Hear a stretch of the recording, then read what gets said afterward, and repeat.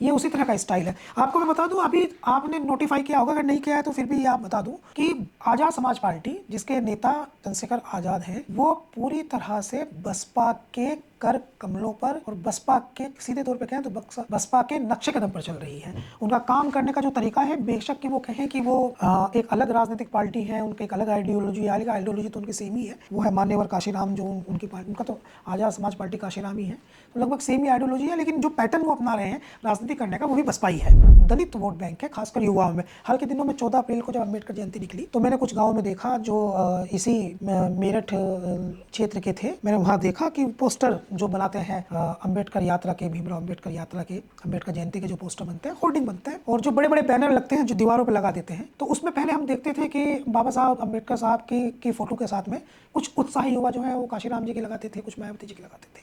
लेकिन इस बार युवाओं ने जो पोस्टर लगाए हैं उसमें आपके पास डाटा मिल जाएगा, आप सर्च करोगे तो मिल जाएगा, तो उसमें युवाओं ने चंद्रशेखर का फोटो लगाया है। तो चंद्रशेखर की पार्टी के 7 विधानसभाओं में से लगभग 5 प्रत्याशी लगभग तय हैं, और इसमें महत्वपूर्ण बात यह है कि उन 5 में से 4 प्रत्याशी जो हैं वो संभवतः मुस्लिम हो सकते हैं।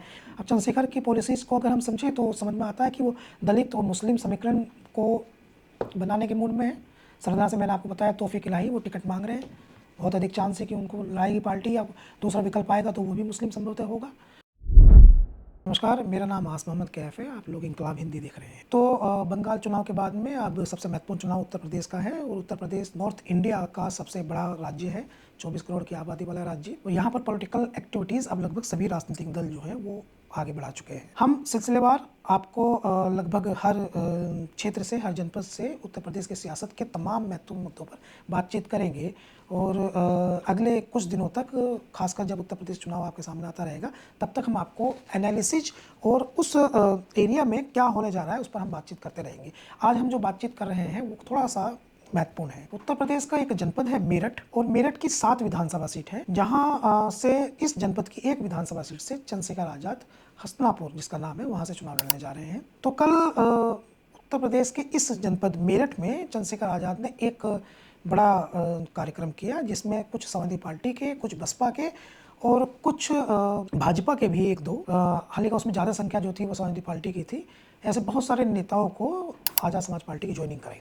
ये ज्वाइनिंग सामान्य नहीं है, सामान्य इसलिए नहीं है क्योंकि इस ज्वाइनिंग में जिन नेताओं ने आज़ाद समाज पार्टी का दामन थामा है वे क्षेत्र में प्रभावशाली हैं। इतने प्रभावशाली हैं वे कि उनमें से कई विधानसभा चुनाव लड़ चुके हैं, कई लड़ने की तैयारी कर रहे हैं, उनमें से कुछ जिला पंचायत सदस्य हैं, कुछ जिला पंचायत सदस्य रह चुके हैं। ये बड़ी ज्वाइनिंग है, और ये इतनी बड़ी ज्वाइनिंग है कि इस ज्वाइनिंग को कोई भी राजनीतिक पार्टी, चाहे वो समाजवादी पार्टी हो या फिर वो भारतीय जनता पार्टी हो, तो कोई भी राजनीतिक पार्टी इस ज्वाइनिंग को कराएगी तो वो उस पर प्रसन्नता ही महसूस करेगी। तो ये जो ज्वाइनिंग हुई कल मेरठ में, तो इसका अपना राजनीतिक हलचल इसने दी है मेरठ को। इसलिए भी इसने हलचल दी है क्योंकि पहले मैं आपको बता देता हूँ कि इस ज्वाइनिंग में कौन बड़े नाम शामिल हुए हैं। इनका नाम अगर मैं आपको बता दूँ तो शायद आपको आइडिया हो कि ये कितने महत्वपूर्ण है या नहीं है। इनमें है बाबर चौहान खरदोनी, जो समाजवादी पार्टी की एक छात्र सभा है उसके राष्ट्रीय महासचिव हैं। नूर सैफी, बसपा ने इनको चुनाव लड़ाया था मेरठ दक्षिण विधानसभा सीट से। सत्य कुमार प्रजापति, ये पंचायत सदस्य पूर्व में रहे हैं, कांग्रेस के हैं। मितान कुमार जाटव, ये जिला पंचायत सदस्य हैं। इनमें हारून है, जो एक बार उनकी पत्नी अनिसा हारून और एक बार वो खुद संभवतः लावड़ एक कस्बा है उसके चेयरमैन रहे हैं। अजीत सिंह जोली हैं, ये बीजेपी में रहे, युवा मोर्चा मंडल अध्यक्ष रहे। बलीचंद्र पाल, ये पूर्व मेयर प्रत्याशी रहे, जिला महासचिव अपना दल एस के। इंद्रपाल सिंह, ये कुलदीप सिंह, सुमेर सिंह धार, चौधरी गजेंद्र सिंह, इंतजार सैफी इचोली, साकिब चौधरी कठोर, करमवीर प्रजापति, अश्विनी कुमार शर्मा, जिसान भाटी, इमरान खान और तौफीक इलाही भी इसमें शामिल है। तौफीक इलाही भी संभवतः उनका तो मैं सबको अलग अलग आपको बता भी दूंगा, लेकिन फिलहाल तो मैं आपको बस इतना बता दूं कि तौफीक इलाही जो है उनको भी बसपा ने एक बार अपना प्रत्याशी बनाया था सरदना से। तो ये जो ज्वाइनिंग है इसने मेरठ की सियासत में थोड़ी सी हलचल दी है। मेरठ की सियासत में एक समय बहुजन समाज पार्टी का दबदबा रहा है। आपको मैं बता दूं कि मेरठ जनपद में 18% दलित हैं, जिनमें बहुतायत संख्या जो है वो जाटव दलितों की है। और इसमें एक विधानसभा है जो राजनीतिक तौर पर, सामाजिक तौर पर और पौराणिक तौर पर एक बड़ा महत्व रखती है, जिसका नाम है हस्तिनापुर विधानसभा। हस्तिनापुर विधानसभा के बारे में ये स्पष्ट किया गया है, ये बताया जाता है कि हस्तिनापुर विधानसभा जो है, जो भी वहाँ से चुनाव लड़ता है हस्तिनापुर विधानसभा से और जीत जाता है तो उसी पार्टी की सरकार बनती है। ये आज़ादी के बाद से लगातार होता आ रहा है। कुछ समय का हम आपको बता दें, बाकी का आप समझ ही लेंगे। 2007 में यहाँ से बसपा से योगेश वर्मा विधायक बने तो बसपा की सरकार बनी। 2012 में यहाँ प्रभुदयाल वाल्मीकि सपा से विधायक बने तो अखिलेश यादव मुख्यमंत्री बने। 2017 में यहाँ दिनेश खटीक भाजपा से जीते, योगी आदित्यनाथ मुख्यमंत्री बने भाजपा के। 2022 में फिर से दिनेश खटीक जीते, अभी भी योगी आदित्यनाथ वहाँ सरकार में है। तो हस्तिनापुर के बारे में, ये वही हस्तिनापुर है जिसको आपने महाभारत कालीन कथाओं से में पढ़ा होगा। ये कौरवों पांडवों की कैपिटल थी।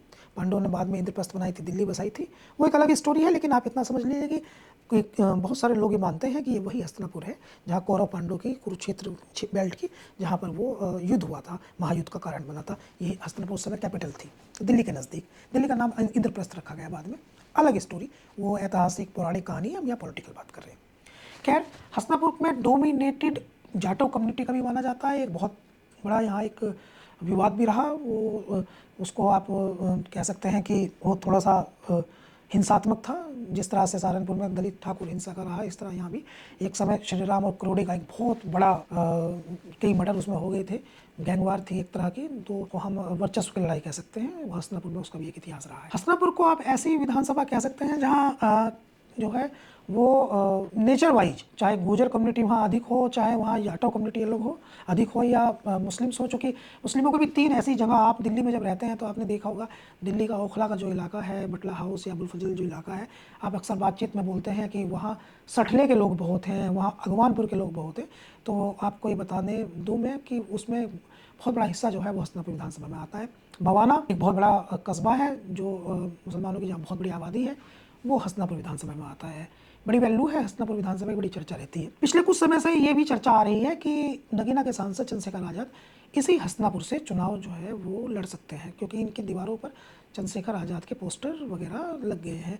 न केवल पोस्टर लगे हैं, मगर बड़ी संख्या में दीवारों पुतवा दी गई हैं। हालांकि ये स्टाइल उसी तरह का है जैसे 2007 में एक और जाटव नेता और इस क्षेत्र के सबसे बड़े जाटव नेता योगेश वर्मा ने प्रारंभ किया था। जब 2007 में वो चुनाव लड़ने गए थे तो यहाँ दीवारों पर उन्होंने बड़ा बड़ा अपना योगेश वर्मा नाम जो है वो लिखवा दिया था, बड़ी बड़ी दीवारों। ये उसी तरह का स्टाइल है। आपको मैं बता दूं, अभी आपने नोटिफाई किया होगा, अगर नहीं किया है तो फिर भी आप बता दूं कि आज़ाद समाज पार्टी, जिसके नेता चंद्रशेखर आज़ाद हैं, वो पूरी तरह से बसपा के कर कमलों पर और बसपा के सीधे तौर पे कहें तो बसपा के नक्शे कदम पर चल रही है। उनका काम करने का जो तरीका है, बेशक कि वो कहें कि वो एक अलग राजनीतिक पार्टी है, उनकी एक अलग आइडियोलॉजी, आइडियोलॉजी तो उनकी सेम ही है, वो है मान्यवर काशीराम जो उनकी पार्टी, उनका तो आज़ाद समाज पार्टी काशीराम ही है, तो लगभग सेम ही आइडियोलॉजी है। लेकिन जो पैटर्न वो अपना रहे हैं राजनीति करने का, वो भी बसपा ही है। तो इनके आसपास भी आज़ाद समाज पार्टी में भी जो थिंकर ग्रुप आया है, या जो लोग ये सलाह देते हैं कि किस प्रकार से चुनाव लड़ना है, क्या समीकरण बनाने हैं, किसको चुनाव लड़वाना है, किस सीट से कितना डेटा वगैरह अरेंज करना है, कैसे हम क्या करें, तो वो सब भी जो आइडिया है वो बसपा का ही दिखाई देता है। अब आज की आज की आसपा यानी आज़ाद समाज पार्टी कल की बसपा जैसी दिखती है। ये उनके भाईचारा कमेटी को लेकर के, उनके नेताओं को लेकर के, इससे सब, इन सब चीज़ों से भी अलग छोटी छोटी चीज़ें भी दिखाई देती हैं। जैसे उनकी चुनावी तैयारी बिल्कुल बसपा जैसी है। अमूमन जब कोई राजनीतिक पार्टी कहीं चुनाव लड़ती है तो जिस तरह से बसपा वहाँ पर प्रचार का तरीका अपनाती थी और महीनों पहले अपने नेताओं को बता देती थी कि तुमको यहाँ हम चुनाव लड़ाएंगे, इस तरह से आज़ाद समाज पार्टी भी वो इंडिकेट कर देती है। साथ ही वो जहाँ जहाँ चुनाव लड़ाना है वहाँ वहाँ वो उनके दीवारों पर नाम उकेरना शुरू कर देती है, बसपा करती थी। ये तौफीक राही जो ज्वाइन किए हैं, इन्होंने सरदना विधानसभा में ये किया था। और यही जो है योगेश वर्मा जो हस्तिनापुर विधानसभा से संभवतः समाजवादी पार्टी जिन्हें चुनाव लड़ा सकती है, इन्होंने ये चंद्रशेखर आज़ाद से पहले ऐसे ही किया था। तो सेम पैटर्न है। तो मेरठ की हम बात करें, देखिए मेरठ में ना 7 विधानसभा सीटें हैं, जिनमें से 3 विधानसभा सीटें अभी समाजवादी पार्टी के पास है, और 1 विधानसभा सीट आप उसको सपा की कह सकते हैं, 1 विधानसभा सीट उसको आप आरएलडी की कह सकते हैं, मतलब दोनों की कह सकते हैं। एक्चुअली हुआ यह था कि 2022 के चुनाव में समाजवादी पार्टी ने कुछ इस प्रकार की स्ट्रेटजी अपनाई थी कि कुछ समाजवादी पार्टी के नेता आरएलडी के टिकट पर चुनाव लड़े। तो सिवाल खास से समाजवादी पार्टी के नेता गुलाम मोहम्मद को आरएलडी के टिकट पर चुनाव लड़ाया गया था। उस समय एक नेता राजकुमार सागवान के पक्ष में आरएलडी के बहुत सारे कार्यकर्ताओं ने प्रदर्शन करने शुरू किए, हंगामा किया और ये कहा कि वो ज़मीनी कार्यकर्ता है राजकुमार सागवान, उनको सम्मान मिलना चाहिए, उनको टिकट मिलना चाहिए। लेकिन चूंकि एक पॉलिसी थी, गठबंधन में थी आरएलडी और समाजवादी पार्टी, और पॉलिसी ये थी कि समाजवादी पार्टी के नेता को आरएलडी के टिकट पर लड़ाया जाना है, तो राजकुमार सागवान को टिकट नहीं मिला। बाद में राजकुमार सागवान जो है उनको लोकसभा का टिकट मिला और वो बागपत के सांसद बन गए। और वो अलग कहानी है। तो एक सिवाल खास है, दूसरी मेरठ है, एक मेरठ शहर, एक मेरठ दक्षिण है, एक मेरठ कैंट है, एक सरदना है, एक किठौड़ है, तो एक हस्तिनापुर है। जिसकी हमने बहुत सारी बातचीत कर ली। एक किठौर है जहाँ पर शाहिद मंजूर इस समय विधायक है, मंजूर अहमद उनके वालिद मोहतरम विधायक रहे, हार नहीं रहे चुनाव आजकल, बस बीच में परवेज हलीम आरएलडी के एक विधायक बन गए थे, तो जरा कठिन हो रहा है उनके लिए चुनाव हारना। सरदना है जहाँ से आप जानते हैं, वहाँ से अतुल प्रधान है। अतुल प्रधान वो थोड़ा आप उन्हें अखिलेश यादव के साथ देखते होंगे, वो राजनीति में काफ़ी सक्रिय रहते हैं। और हसनापुर का मैंने आपको बता दिया है, वो भारतीय जनता पार्टी वहाँ से है। मेरठ शहर से रफीक अंसारी विधायक है समाजवादी पार्टी के। तो 3 विधायक समाजवादी पार्टी के हैं, एक रोड आरएलडी का, रालोद का और समाजवादी पार्टी का साझे का है। अब चूंकि आरएलडी वहाँ चली गई तो उसको आप समाजवादी पार्टी का विधायक नहीं कह सकते हैं, हालांकि नेता समाजवादी पार्टी के थे, लेकिन अपनी जरूरत के हिसाब से नेता आजकल बदल जाते हैं, तो वो भी बदल। मेरठ में 34 से 35% आबादी मुसलमानों की है और लगभग हर विधानसभा सीट पर वो 1 लाख से ज़्यादा मुसलमान हैं। 18% आबादी दलितों की है, 10 से 11% आबादी जो है जाटों की है। और जाटों की जो सबसे ज़्यादा संख्या है वो खासकर 2 विधानसभा सीटों पर है, एक है सिवाल खास और एक है सरदला, तो खासकर 2 विधानसभा सीटों पर है। तो इस दृष्टिकोण से देखें तो सिवाल खास के बारे में आपको बता दूं, पहले तो मैं आपको स्टेट चंद्रशेखर आज़ाद के आने से क्या फ़र्क पड़ रहा है ये मैं आपको, इतने सारे नेता चंद्रशेखर आज़ाद की पार्टी में आ गए हैं, तो चंद्रशेखर आज़ाद क्या ये सारी विधानसभा जीत जाएंगे और उनका क्या स्ट्रेटजी रहेगी, पहले मैं ये स्पष्ट कर दूं, फिर मैं आपको ये बता दूंगा भाजपा क्या चाहती है और उसके बाद मैं आपको ये बता दूंगा कि समाजवादी पार्टी क्या चाहती है। इसके बाद में एक कंक्लूजन देंगे, कंक्लूजन ये देंगे कि इस बार क्या स्थिति है और भविष्य में इसकी क्या स्थिति रह सकती है। जैसे 7 विधानसभाओं से 3 भाजपा पर है, 3 सपा पर है, 1 आरएलडी पर है, इस दृष्टिकोण से। तो देखिए बसपा ने 2022 में भी मेरठ से कोई सीट नहीं जीती, बहुत अच्छा परफॉर्मेंस बसपा का भी कहीं किसी विधानसभा में नहीं रहा, तीसरे चौथे तक वो रहा। अब सिंपल, जबकि किठौर विधानसभा के ही बाबू मुनकाद रहने वाले हैं जो बसपा के राज्यसभा सांसद रहे कई बार के, बसपा के प्रदेश कोऑर्डिनेटर। इसके अलावा बसपा पश्चिम उत्तर प्रदेश की में बसपा के रीढ़ वो कहा जाते थे, बसपा के सबसे महत्वपूर्ण नेता मायावती जो मुख्यमंत्री थी, तो उस समय उनके सबसे प्रभावशाली पश्चिम उत्तर प्रदेश के नेताओं में से एक। इवन उनका दबदबा इतना अधिक था उनका दबदबा कि वो जिसको टिकट उन्होंने दे दिया उसका टिकट जो है वो बहन जी ने भी परसू किया, कंटिन्यू किया, इतना दबदबा था। वो भी यहीं रहते हैं। इस सब के बावजूद बसपा जो है वो मेरठ मंडल से लगभग समाप्त हो गई है और जहाँ जहाँ बसपा समाप्त हुई है वहाँ वहाँ आज़ाद समाज पार्टी मजबूत हुई है। ये सिंपल थ्योरी है कि जहाँ, ये प्रैक्टिकल थ्योरी है। अगर ये कहें कि बसपा का वोट जो है वो भाजपा को जा रहा है, बसपा का वोट जो है वो सपा को जा रहा है, तो ये थोड़ा कठिन है। बसपा का वोट जो है उसकी रुचि अधिक जो है वो आज़ाद समाज पार्टी की तरफ है, खासकर नौजवानों की। हालांकि अभी मायावती कुछ कहें उसके बाद में कोई प्रतिक्रिया आए तो सियासी समीकरण बदलेंगे तो हम फिर आपसे बताएंगे। लेकिन मौजूदा हालत स्थिति ये है, इस समय की स्थिति ये है कि जो दलित वोट बैंक है खासकर युवाओं में, हाल के दिनों में 14 अप्रैल को जब अम्बेडकर जयंती निकली तो मैंने कुछ गाँवों में देखा जो इसी मेरठ क्षेत्र के थे, मैंने वहाँ देखा कि पोस्टर जो बनाते हैं अम्बेडकर यात्रा के, भीमराव अम्बेडकर यात्रा के, अम्बेडकर जयंती के जो पोस्टर बनते हैं, होर्डिंग बनते हैं और जो बड़े बड़े बैनर लगते हैं जो दीवारों पर लगा देते हैं, तो उसमें पहले हम देखते थे कि बाबा साहब अम्बेडकर साहब की फ़ोटो के साथ में कुछ उत्साही युवा जो है वो काशीराम जी की लगाते थे, कुछ मायावती जी की लगाते थे। लेकिन इस बार युवाओं ने जो पोस्टर लगाए हैं उसमें आपके पास डाटा मिल जाएगा, आप सर्च करोगे तो मिल जाएगा, तो उसमें युवाओं ने चंद्रशेखर का फ़ोटो लगाया है। तो ये उनका स्वीकारोक्ति है, चंद्रशेखर को नौजवान पसंद कर रहा है। नौजवान चूंकि इस तरह की यात्राओं में बढ़ चढ़ के हिस्सेदारी लेता है, यात्रा बहुत निकल रही है देश में। आप देखते हैं कि सनातन धर्म के लोग, हिंदू धर्म के लोग अक्सर बहुत सारी यात्राएं निकालते हैं और इसी तरह से हम देखें तो दलितों की भी बहुत सारी यात्राएं अब निकलती हैं। तो इसमें दलितों की जो मुख्य यात्राएं हैं उनमें से भीमराव अम्बेडकर साहब की अम्बेडकर जयंती पर निकाली जाने वाली यात्रा है, उसमें यात्राओं में नौजवानों का ही फोकस होता है। तो नौजवान जिसके होर्डिंग पोस्टर लगा रहे हैं ये समझा जा सकता है कि उसकी लोकप्रियता उस समाज में अधिक है। तो चंद्रशेखर के लग रहे हैं तो इसका मतलब चंद्रशेखर अधिक लोकप्रियता पर है।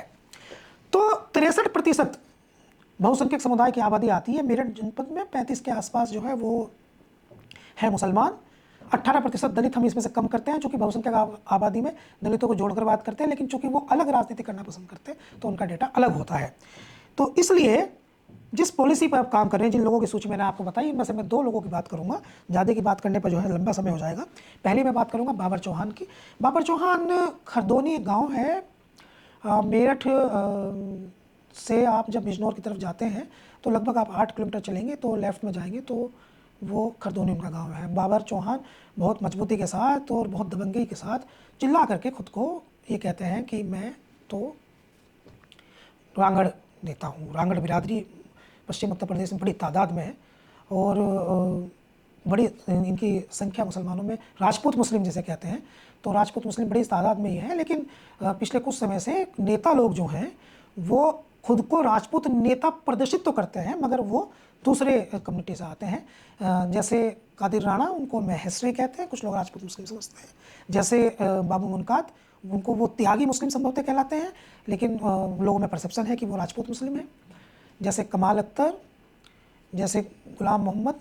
तो इस तरह की बातचीत जो है वो क्षेत्र में होती रहती है। बाबर चौहान एक नौजवान नेता है, पिछले छात्र राजनीति के 20 साल से बड़े एक्टिव छात्र नेता रहे हैं, और छात्र राजनीति के 20 साल बाद से लगातार समाजवादी पार्टी की वो गंभीर सियासत कर रहे थे, सक्रिय सियासत कर रहे थे। एनआरसी के दौरान, सीए के दौरान प्रदर्शन में वो जेल भी चले गए थे। पिछले दिनों उनकी अखिलेश यादव से मुलाकात हुई थी और उन्होंने कहा था कि वो चुनाव लड़ना चाहते हैं, लेकिन जिस विधानसभा सीट से वो चुनाव लड़ना चाहते हैं उसमें उनको टिकट मिलने की संभावना बिल्कुल थी नहीं। संभवतः अखिलेश यादव ने स्पष्ट मना कर दिया था, क्योंकि उस विधानसभा सीट के ठोड़ पर शाहिद मंजूर नेता हैं, विधायक हैं। उनके पिता वहाँ उससे पहले विधायक थे, उसके बाद से शाहिद मंजूर कई बार के विधायक हैं, और वो मिनिस्टर भी सरकार में रहे हैं, काफ़ी तजुर्बेकार भी हैं। उनका टिकट काटा जाना कठिन था और अखिलेश यादव ने स्पष्ट उन्हें मना कर दी थी। तो बाबर चौहान के जीवन का एक ही मकसद है, अक्सर बात करते थे तो स्पष्ट करते थे कि उनको तो बस चुनाव लड़ना है। तो संभवतः वो आए हैं आज़ाद समाज पार्टी में, तो किठौड़ से वो चुनाव लड़ेंगे। बहुत सारे मुकदमे भी उन पर दर्ज हो गए थे, और मुकदमे दर्ज होने का कारण भी ये था कि हालांकि उनका कहना तो ये कि वो राजनीतिक रंजिश में किठौड़ के विधायक ने दर्ज कराए। हालांकि किठौड़ के विधायक तो ये कहेंगे नहीं कि मेरा कोई इन्वॉल्वमेंट है, लेकिन बाबर चौहान का यही कहना है। दूसरा है तौफीक इलाही। तौफीक इलाही को की भी हम बात कर लें। तौफीक इलाही को सदना से बहुजन समाज पार्टी ने प्रत्याशी बनाया था। उनसे बहुत अधिक किताबों का बोझ उन पर पड़ गया था। बसपा में किताबों का बोझ का जब आईडिया पे बात होती है तो आप समझ जाते हैं कि इसके पीछे क्या चीज़ें रहती होंगी। अंतिम समय पर उनको प्रत्याशी नहीं बनाया, और सदना से चंद्रवीर को, संभवतः अगर मैं ठीक हूँ तो चंद्रवीर थे, एक बहुत उनके भट्टों के मालिक थे, उनको टिकट दे दिया था। इनका टिकट काट करके वो विधायक भी बन गए थे। तो वो 2007 की बात है। वो जख्मी इनको था, उसके बाद से इनकी राजनीति थोड़ी परवान नहीं चढ़ी। फिर से ये सदना से संभवतः चुनाव लड़ना चाहते हैं। सदना में अतुल प्रधान समाजवादी पार्टी के विधायक हैं, और संगीत सोम का नाम आप तो जानते ही होंगे। संगीत सोम जो है भारतीय जनता पार्टी से वहाँ सक्रिय रहते हैं, और पिछले चुनाव में अतुल प्रधान ने संगीत सोम को ही हराया था। तीसरा एक नाम है इसमें नूर सैफी का। नूर सैफी को मेरठ दक्षिण विधानसभा से चुनाव लड़ाया था बसपा ने, और थोड़ा लोगों में एक थोड़ा है कि चूँकि मेरठ दक्षिण वही विधानसभा सीट है जहाँ से कुरैशी परिवार चुनाव लड़ता रहा है। हाजी याकूब कुरैशी, शहजाद कुरैशी, याकूब और शाहिद अखलाक कुरैशी, शाहिद अखलाक के वालिद। तो ये सब वहाँ से चुनाव लड़ते रहे हैं। इनमें से कई UDF भी बनाई थी इन्होंने, कई विधायक बनते रहे हैं, और मेयर भी बने हैं। उस सीट का बड़ा महत्व है मेरठ दक्षिण में, और बड़े आश्चर्यजनक तरीके से मात्र 9 या 10 गुजर वोट प्रतिशत होने के बावजूद बड़े आश्चर्यजनक तरीके से यहाँ से सोमेंद्र तोमर इस समय विधायक हैं। पिछली बार भी संभवतः जीत गए थे, और सरकार में वो मंत्री भी हैं, ऊर्जा राज्य मंत्री हैं, उनका भी प्रमोशन भी हुआ। तो सोमेंद्र तोमर वहाँ हैं। अब मेरठ शहर वहाँ सपा का विधायक है रफ़ीक अंसारी, जो कि मुसलमानों की आबादी इस सीट पर 1.5 लाख से भी ज़्यादा है। बहुत प्रभावी मुसलमानों की आबादी यहाँ है, तो कई मुसलमान अगर आते हैं तो वो होता है। हाँ, मेरठ दक्षिण में 80,000 आबादी मुसलमानों में एक जाति के लोगों की है। मेरठ शहर में अंसारी बिरादरी की आबादी अधिक है, 40,000 कुरैशी लगभग हैं, मगर 40,000 कुरैशी मेरठ दक्षिण में दोनों सीटों में मिला करके 1 लाख से ज़्यादा कुरैशी हैं। मगर 70,000 अंसारी बिरादरी के लोग जो हैं वो मेरठ शहर में हैं, इसलिए रफ़ीक अंसारी वहाँ विधायक बने। तो वो एक तरह का कई जातियों में आपस का समीकरण बन जाता है। मेरठ दक्षिण में लगभग 65,000 सैफी बिरादरी के वोट है। पिछले दिनों कांग्रेस ने यहाँ चुनाव लड़ाया था आज़ाद सैफी को, और कोई उनको जानता भी नहीं था, बाहर से लेकर के आए थे, तब भी वो अच्छी खासी वोट ले गए थे। लगभग 80,000 सही फिगर है, तो 80,000 के आसपास वोट ले गई थी। तो ये जो गेम प्लान है, मेरठ में जाति की पॉलिटिक्स बहुत हावी है। आप तो जो है वो, आपने अब तक जाति की पॉलिटिक्स के बारे में सुना होगा। मैं बड़ी इंटरेस्टिंग बात बताता हूँ। आपने देखा होगा कि हिंदू जातियों में राजपूत जाति, जाट जाति, गुर्जर जाति और मौर्य जाति, मौर्य मतलब सैनी जाति, और पासी, वो तो दलित में आते हैं, मगर वो भी जाति का असर है पूर्वांचल में, आप देखिए उसको भी, या फिर कुर्मी जाति का आप बड़ा असर देखते होंगे। मेरठ उत्तर प्रदेश का एकमात्र सिंगल ऐसा जनपद है जहां मुसलमानों में जातियों का पॉलिटिकल डिफरेंसेज हैं।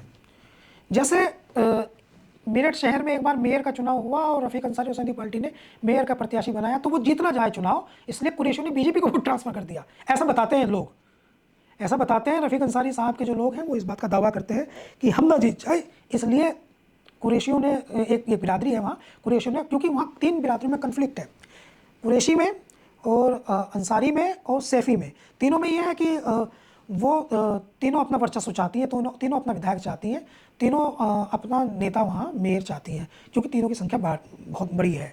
दूसरी और बिरादरियाँ जो हैं उनकी संख्या कम है। एक और बिरादरी है, यहाँ पर पॉइंट सुन लीजिए, वो है गद्दी बिरादरी। वो अलग वर्चस्व की लड़ाई लड़ती है। उनके लगभग 45,000 वोट सिर्फ मेरठ विधानसभा सीट पे हैं, और दोनों बताते हैं दोनों सीट पे 70,000 हैं। आस पड़ोस की विधानसभा में फर्क पड़ता है, थोड़ा सवाल खास पे भी है। वहाँ से आदिल चौधरी चुनाव लड़ते हैं मेरठ दक्षिण से समाजवादी पार्टी से। तो ये जातियों का कन्फ्लिक्ट जो है, ये मेरठ की विधानसभा सीटों को प्रभावित करने में बहुत महत्वपूर्ण भूमिका निभाता है। मतलब जाति का जो असर, आप जाति की राजनीति का जो असर आप पूरे उत्तर प्रदेश की पॉलिटिक्स में देखते हैं, वो कहीं आपने देखोगे मुसलमान कॉन्सोलिडेट होकर वोट करता है। जैसे मुजफ्फरनगर है, सहारनपुर है, बिजनौर है, रामपुर है, संभल है, मुरादाबाद है, तो मुसलमान वहाँ वोट देते समय बिरादरी नहीं देखता। लेकिन मेरठ में जब विधानसभा का चुनाव होता है, मेयर का चुनाव होता है, तो मुसलमान वोट देते समय यहाँ बिरादरी देखता है।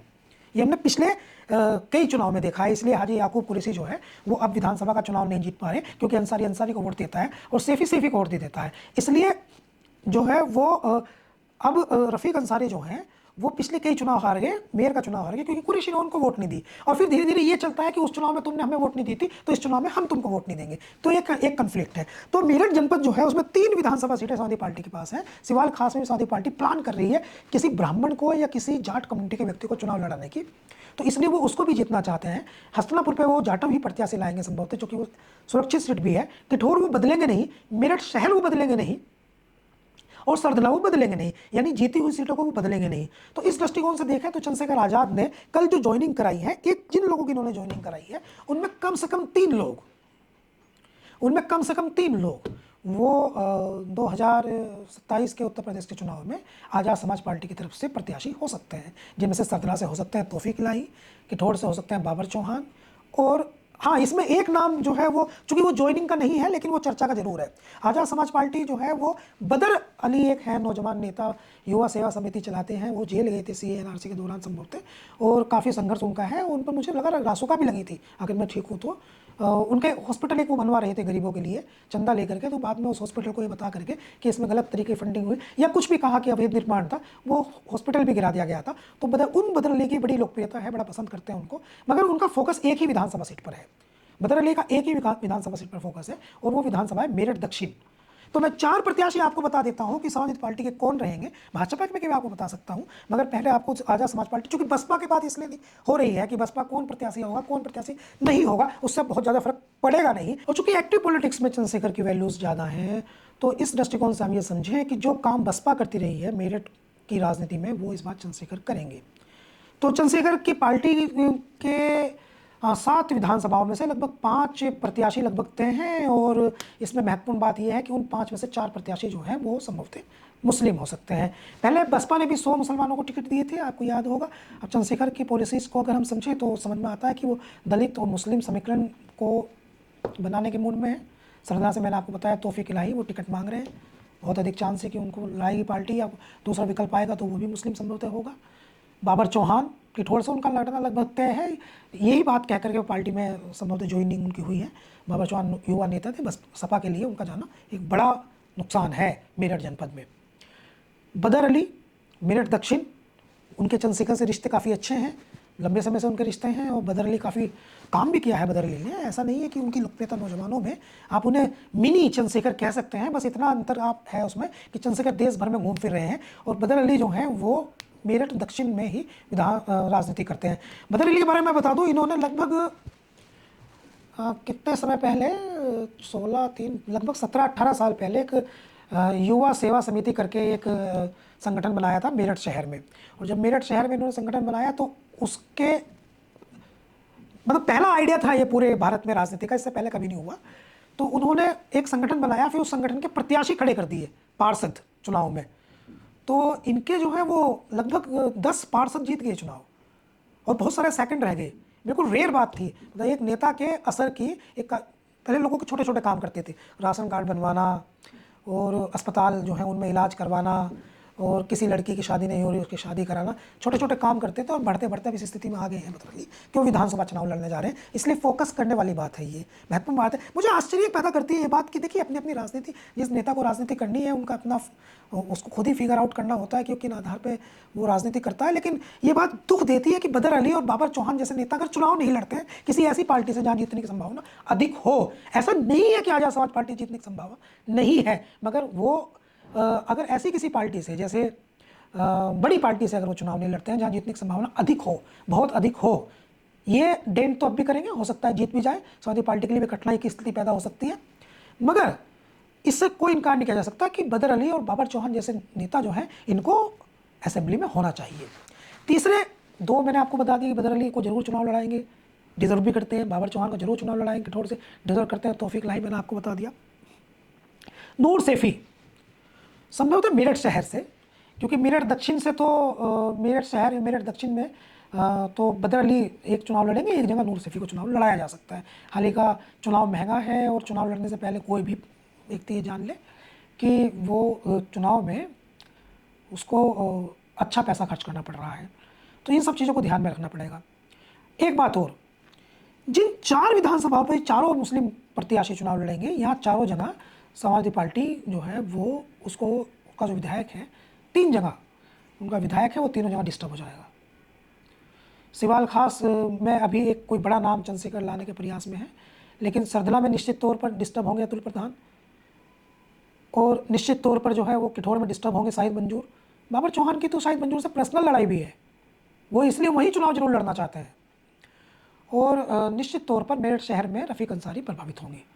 तो निश्चित तौर पर ये प्रभावित होंगे। तो जो टिट्टिंग जिसको लग रहा है कि भविष्य में जो चुनाव लड़ने वाली बात है, हाल ही का अगर आप आजाद समाज पार्टी के लोगों से बात करो तो वो तो यही कहेंगे कि हम तो अपना दलित मुस्लिम समीकरण बना रहे हैं, 18% जो है वो लगभग हर विधानसभा सीट पर दलित है और 35% मुसलमान है, 18 और 35 जुड़ जाता है तो हम 51 क्रॉस कर जाएंगे, और 51 क्रॉस कर जाएंगे तो हम अपना विधायक बना ले जाएंगे। चंद्रशेखर आज़ाद ने पिछले दिनों बहुत सारी लड़ाइयों में सदन के बाहर ये स्पष्ट करने की कोशिश की है कि वो दलितों की, माइनॉरिटीज़ की, पिछड़ों की, वंचितों की आवाज़ है।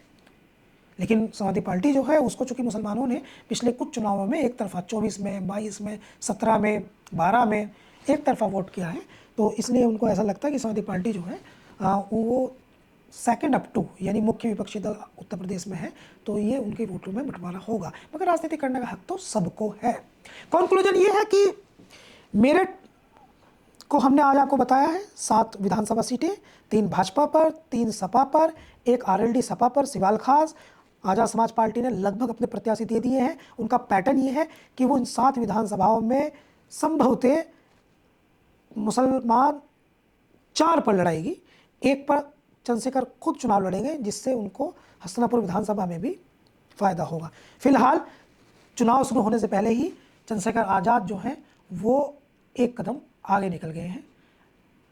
हम हर जिलेवार समीक्षा करके आपको ये बताने की कोशिश करेंगे कि इस समय वहाँ क्या हो रहा है, और एक सप्ताह में कम से कम 3 दिन हम आपके बीच आकर के इस तरह की पॉलिटिकल एनालिसिस आपके सामने पेश करेंगे कि ग्राउंड पर हो क्या रहा है। फिलहाल की स्थिति ये है कि जिन प्रत्याशियों का चयन मेरठ में होने जाएगा आजाद समाज पार्टी की तरफ से, वे भारतीय जनता पार्टी को कम तकलीफ देंगे मगर समाजवादी पार्टी को अधिक तकलीफ देंगे। नमस्कार, मैं आस मोहम्मद कैफ।